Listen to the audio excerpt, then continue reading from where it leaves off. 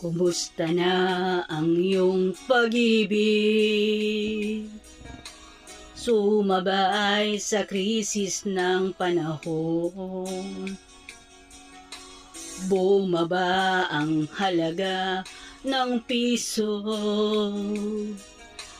Di kaya'y sumabay rin ang pag-ibig mo dati-rati. Madalas mo akong tawagan, madalas mo akong i-text kahit saan. Ngayon'y hindi na, alam mong miss na miss kita. Lagi kitang kinukontak, ngunit lubat ka, lubat na ba?